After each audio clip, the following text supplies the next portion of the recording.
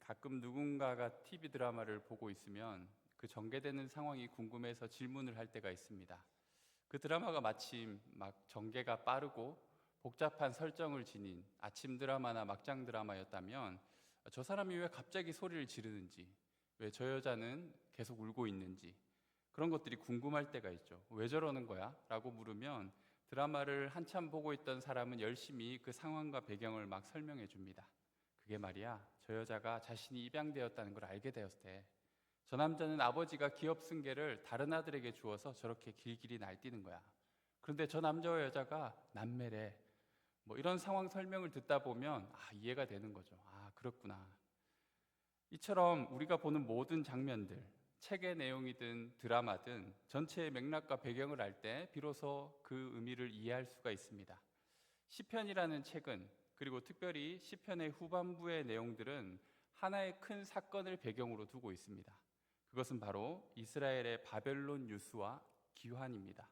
바벨론 유수, 유수가 무슨 뜻일까요? 유배되어 갇혔다라는 말입니다. 이 BC 586년에 예루살렘이 멸망하고 나서 이스라엘 민족은 바벨론에 끌려가게 됩니다. 그리고 거기서 70년 동안을 포로 생활을 합니다. 이 70년은 이스라엘 민족의 역사 속에서 많은 변화를 가져왔습니다. 나라를 잃고 70년이나 고난의 때를 지나오면서 이스라엘 민족은 확실히 달라졌습니다. 먼저 하나님 말씀에 대한 사랑이 깊어졌습니다. 왜 그럴까요? 그들이 말씀을 잃어봤기 때문이죠. 그들이 말씀을 버렸기에 하나님께 버림받는 처지가 되었습니다. 그렇게 포로 시절을 보내는 그들은 그 말씀이 간절한 거예요. 고난을 이겨내는 이들에게 말씀은 가뭄에 내리는 비와 같습니다. 우리는 말씀의 힘을 의지하여 광야의 시절을 이겨냅니다. 많은 성도들이 그것을 경험해 보았을 거예요. 말씀을 붙잡지 않고는 이겨낼 수 없는 고난의 때를 지날 때가 있습니다. 한 말씀 한 말씀이 단비가 되어서 메마른 내 땅의 현실과 삶을 적시는 그런 경험을 해보실 때가 있을 겁니다. 말씀은 우리의 생명이자 호흡입니다. 이스라엘은 고난을 통해 그것을 여실히 깨달은 것입니다. 그리고 그들은 포로기 이후부터 회당에서 모여 함께 예배하기 시작합니다. 이 성전이 사라진 시대, 온 민족이 열방에 흩어져 살아가던 그때 그들에겐 모임이 필요했고 예배가 절실했습니다. 우리가 코로나를 지나오면서 예배가 얼마나 소중한지 깨닫게 되었지 않습니까? 모일 수 없었던 우리가 함께 모여 예배를 드리던 그 첫 예배의 순간이 얼마나 감격스러웠는지 우리는 다 기억하고 있습니다. 이스라엘 백성들은 회당에 계속해서 모였습니다. 그리고 함께 하나님을 찬양하고 예배하였습니다. 이 말씀처럼 예배가 우리의 고난의 때를 이겨내게 해주는 거예요. 그리고 이스라엘 민족은 지긋지긋했던 우상을 완전히 버리고 율법에 대한 열심을 가지게 됩니다. 이 포로로 끌려온 그들은 이스라엘에서 경험한 것보다 훨씬 더 크고 웅장한 우상을 보게 됩니다. 하지만 역설적이게도 이스라엘은 우상이 얼마나 허망한지를 그 땅에서 진실로 깨닫게 되는 거예요. 오직 여호와만이 참 하나님이심을 그들은 고백하게 됩니다. 고난의 때에 세상의 우상이 얼마나 허망하고 쓸데없는지를 깨닫게 되는 것입니다. 그래서 더욱 하나님께만 믿음을 고백하게 됩니다. 세상 그 누구도 의지할 수 없고 철저히 깨지고 무너질 때 우리는 우상이 얼마나 허망한지 알게 됩니다. 내가 의지했던 사람들이 얼마나 내 편이 아니었다라는 걸 알게 되고, 내가 붙잡고 있었던 그 돈이 순식간에 내 손에서 사라질 수 있구나라는 걸 알게 되는 거예요. 그래서 우리는 드디어 고백하게 됩니다. 오직 주님만이 나의 복이십니다. 이 모두가 바벨론 포로 생활이 가져온 변화입니다. 하나님은 이 고난의 때를 통해서 이스라엘 백성을 변화시켰어요. 교만한 우리도 고난을 통과하지 않고서는 어쩌면 과연 말씀만이 내게 소망과 능력이 됨을 깨달을 수 있을까요? 예배가 얼마나 소중한지 모이지 않아 보고 알 수 있을까요? 세상의 헛된 우상보다 오직 하나님만이 나의 구주가 되시는 것을 우리가 알 수 있을까요? 이 고난의 때에 흘린 이스라엘 백성의 눈물은 아깝지가 않았습니다. 헛되지가 않았습니다. 말씀과 예배, 그리고 하나님의 소중함을 처절하게 깨닫는 시간이었기 때문이죠. 오늘 시편은 특별히 그 유배 생활이 이제 끝났고 자유로운 백성이 되어 고국으로 돌아오게 되었다라는 내용의 시편입니다. 그런데 저는 오늘 말씀을 읽으면서 표현들이 조금 새롭게 다가왔습니다. 이스라엘의 운명과 역사적 배경을 잘 알고 있는 저로서는 시편의 표현이 특별했습니다. 시온의 포로를 돌려보내실 때라고 되어 있죠. 이 말은 고레스 칙령을 통해 유다 민족이 예루살렘에 돌아오게 된 사건을 말하는 것입니다. 사실 정확하게 말하면 바벨론의 포로들이 바벨론이라는 나라가 페르시아로 바뀌면서 풀려날 수 있게 된 거죠. 하지만 시인은 그렇게 표현하지 않습니다. 이 시에는 바벨론, 페르시아, 그리고 고레스 이런 말들은 전혀 나오지 않습니다. 바벨론의 포로가 아니라 시온의 포로입니다. 그리고 그들은 풀려나거나 고국으로 귀환을 명령받은 것이 아닙니다. 그들은 여호와께서 돌려보내신 것입니다. 즉 이 시편은 그 주체를 분명하게 하나님으로 명시하고 있는 거예요. 여호와께서 시온의 포로를 돌려보내실 때 우리는 꿈꾸는 것 같았도다. 이 고백을 하는 이스라엘 백성들도 이 사건이 오직 여호와께로부터 말미암은 일인 줄 알고 있는 겁니다. 모든 인생과 역사의 주체가 누구이신지 아는 것이 매우 중요합니다. 여러분의 인생의 주인은 하나님이십니다. 주일 들은 말씀처럼 이 나라의 주인 또한 하나님이시죠. 바벨론 유수의 고난의 시간도, 포로 귀환의 영광과 기쁨도 모두 인생의 참 주인 되신 하나님 손안에 있다라는 거예요. 강대국의 어떤 식민지 정책의 변화 때문이 아니라 국제 정세의 변동이나 힘 있는 통치자의 하나된 결정 때문이 아니라 시온의 포로는 여호와께서 그들을 돌려보내셨다라는 겁니다. 성경은 항상 이런 관점을 놓치지 않습니다. 주체가 누구인지를 잊지 않죠. 우리 인생을 인도해 가신 하나님, 모든 것을 합력하여 선을 이루시는 하나님, 그분의 손에 우리의 인생이 걸려 있음을 성경은 우리에게 끊임없이 강조하는 겁니다.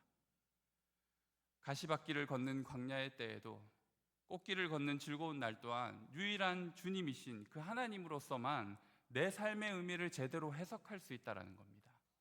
이러한 관점이 매우 중요한 이유는 눈에 보이는 성공과 실패, 그리고 풍요와 궁핍보다 더 중요한 것은 나를 향한 하나님의 뜻을 깨닫는 것이기 때문이에요. 우리의 삶을 하나님이라는 주어를 빼고서 어떻게 설명하고 이해할 수 있겠습니까? 그분 안에서 내 인생의 굴곡을 이해하고 또 좌절도 성공도 새롭게 해석할 수 있는 것입니다. 그럴 때 우리는 가장 안전하고 평안한 길을 주님과 걸어갈 수 있는 겁니다. 그것이 바로 하나님께서 자신을 의뢰하는 사람에게 허락하시는 형통한 길, 시온의 대로를 허락하시는 것이죠. 주님 뜻대로 가는 그 길이 바로 형통한 길이라는 말입니다. 하지만 주님의 뜻은 쉽게 이루어지지 않습니다. 돌아온 그들이 목도한 예루살렘의 현실은 녹록치 않았습니다. 성전은 파괴되어 있고 거주할 곳마다 출신을 알 수 없는 이방인들이 주인 행세를 하고 있었어요. 돌아왔지만 여전히 그들은 거대 제국의 속국에 불과했습니다. 생활은 어려웠고 이방인의 능력과 조롱이 계속 그들의 뒤를 따라왔어요. 그래도 그들은 결코 포기하지 않았습니다. 왜냐하면 그들은 이미 70년을 눈물로 씨를 뿌려보았기 때문이에요. 눈물로 예루살렘의 귀환을 기다린 그들이기에 하나님의 약속의 말씀만을 믿고 기다렸고 그 믿음의 열매를 맛보았던 이들이기에 그들은 포기하지 않습니다. 이제 이스라엘은 폐허가 된 그 땅에서 다시 눈물로 씨앗을 뿌려가기로 결정하는 거예요. 우리의 눈물을 기억하시고 반드시 하나님이 갚아주시겠지라고 이스라엘 백성이 고백하고 있는 것입니다. 의인은 고난이 많으나 여호와께서 그 모든 고난에서 건지시는도다. 이 시편 34편 19절의 고백이 바로 이스라엘 백성의 고백이었던 것이죠. 환난은 인내를, 인내는 연단을, 연단은 소망을 이루는 줄 알미로다. 이스라엘은 그들의 꿈이 이루어지기를 기다립니다. 꿈만 같은 기적을 이미 하나님으로부터 경험해 보았기에 이 하나님만이 우리의 꿈을 이루어 주실 수 있는 분이다라고 고백하며 기다리는 겁니다. 기적처럼 여겨지는 그 꿈을 이루시는 분이 우리의 하나님이십니다. 70년이라는 세월은 짧은 시간이 아니잖아요. 3번의 세대가 바뀔 만큼 긴 세월입니다. 모든 것이 끝났다고 여겨질 만큼 매우 오랜 시간이죠. 에스겔 시대를 보면 그 시대의 백성들이 자기들을 마른 뼈라고 하잖아요. 그냥 뼈도 아니라 마른 뼈, 그냥 밟으면 부서질 것 같은 모든 게 끝난 우리의 모습을 마른 뼈와 같다라고 표현했잖아요. 그렇게 구원과 기적이 없다고 여긴 백성들에게 시온의 포로가 다시 고국으로 돌아갈 수 있었던 사건은 마치 꿈만 같은 일이었죠. 기적과도 같은 일이었습니다. 어리둥절해하며 고국으로 귀환을 기뻐하며 즐거워했던 그들은 하나님께서 꾸게 하신 꿈을 꾼 사람들입니다. 아니, 더 정확하게 말하면 하나님의 분명한 약속을 소망했던 사람들이에요. 세상 사람들이 무시하고 그 지역 주변의 이방인들이, 그리고 그 페르시아 제국, 바벨론 제국에서 그들에게 말했던 이야기들을 듣지 않고 하나님이 말씀하신 신실한 말씀이 이루어질 것을 기대했던 사람들이에요. 각박한 이 현실 속에서 살아가는 우리가 이 꿈을 꾸면서 사는 것이 쉬울까요? 쉽지 않겠죠. 실제로 이스라엘 민족들 가운데에도 모두가 그 꿈을 꾸었던 것이 아닙니다. 이 70년 긴 세월을 통해 바벨론에 융화되고 거대 제국의 삶의 방식을 터득해서 안정적인 삶과 출세와 성공을 이룬 이들이 얼마나 많았습니까? 그들에게는 귀환이라는 꿈이 환상처럼 여겨졌어요. 그리고 현실적인 이익과 눈에 보이는 세상이 훨씬 중요했습니다. 고레스 칙령을 통해 포로 귀환과 성전 건축을 명령했을 때 그것을 따르지 않은 사람들이 많았습니다. 꿈을 꾸었던 이들만 귀환의 짐을 꾸렸습니다. 세상의 논법과 다른 꿈을 꾸었던 이들, 일상의 편안함과 새로운 환경에 익숙해질만 하더라도 그들은 울며 눈물로 하나의 꿈을 바랐던 이들입니다. 이 다니엘서를 보면 다니엘은 바벨론 사회에서 굉장히 상류층에 해당하는 삶을 살고 있었어요. 그런데 그는 여전히 다른 꿈을 꾸고 있어요. 눈물로 이스라엘의 죄를 회개하며 예레미야가 예언한 그 70년의 기한을 기다리고 있습니다. 느헤미야도 마찬가지입니다. 심지어 그는 이민 2세대 아닙니까? 그런데 그는 예루살렘의 소식에 귀를 기울였고 자기 민족의 환난에 눈물로 하나님께 간구하는 사람이었어요. 이렇게 세상과 다른 꿈을 꾸는 사람들, 눈물로 그 꿈을 이루기 위해서 씨앗을 뿌리는 사람들, 그들은 결국 기쁨으로 하나님의 응답을 맛보게 되는 겁니다. 울며 씨를 뿌리러 나가는 자는 반드시 기쁨으로 그 곡식단을 가지고 돌아올 것입니다. 하나님의 꿈을 꾸는 자들의 눈물을 하나님은 결코 외면하지 않으십니다. 2절과 3절 말씀을 보면 그때 우리 입에는 웃음이 가득하고 우리 혀에는 찬양이 찼었도다. 그때 문나라 가운데서 말하기를 여호와께서 그들을 위하여 큰 일을 행하셨다 하였도다. 여호와께서 우리를 위하여 큰 일을 행하셨으니 우리는 기쁘도다. 하나님의 큰 일을 꿈꾸며 쉬지 않고 눈물로 그 길을 준비한 이들에게는 하나님이 갚아주시는 은혜가 있다라는 거예요. 고난 가운데 있는 성도 여러분, 쉽게 해결되지 않는 어려움 속에서 하나님이 비추어 주실 한 줄기 빛을 긴 터널 속에서 기다리는 여러분이 계시다면 주님은 여러분의 눈물을 알고 계십니다. 눈물로 기도의 씨앗을 뿌리는 우리에게 주님은 반드시 응답이라는 기쁨을 주실 것입니다. 오늘 우리는 장학금 수여식을 하는 날입니다. 이 장학금을 받는 모든 학생들은 어떤 꿈을 꾸고 있는지 궁금합니다. 세상 사람들이 쫓아가는 넓은 길이 아닌 하나님의 꿈을 꾸며 눈물로 씨앗을 심는 여러분이 되었으면 합니다. 여러분의 눈물과 기도로 이 땅을 향한 하나님의 꿈이 이루어졌으면 좋겠습니다. 하나님은 창조 때부터 이 땅을 향한 놀라운 꿈을 품고 계셨습니다. 아무도 그 꿈을 몰라줄 때, 그렇게 모두가 하나같이 세상의 길을 따라가며 온갖 죄악과 투쟁이 파도처럼 밀려오는 시대에 주님은 자신의 꿈을 함께 꾸는 사람을 찾으셨습니다. 이방신을 만들고 섬기던 집안의 아브라함을 부르셨고 그에게 큰 민족의 꿈을 주셨습니다. 이집트의 노예로 팔려갔던 어린 소년에게 민족 구원의 꿈을 주셨습니다. 자신을 패배자로 여기며 노년의 양을 치던 모세에게는 제사장 나라의 꿈을 주셨습니다. 하나님은 지금도 여전히 찾고 계십니다. 하나님의 꿈을 자신의 비전으로 삼는 이들을 세상의 언어와 방식이 아닌 하나님의 방식과 언어대로 주님이 꾸게 하시는 꿈을 꾸는 사람, 세상이 조롱하며 허황하다 비웃는 그 꿈을 꾸며 눈물로 기도의 씨앗을 심는 그 한 사람을 지금도 찾고 계십니다. 오늘 장학금을 받는 여러분이 바로 하나님이 찾으시는 그 사람이었으면 좋겠습니다. 하나님의 꿈을 꾸며 이 땅의 척박한 현실 속에서 눈물로 기도의 씨앗을 뿌리는 그런 하나님의 사람들이 되시기를 바랍니다.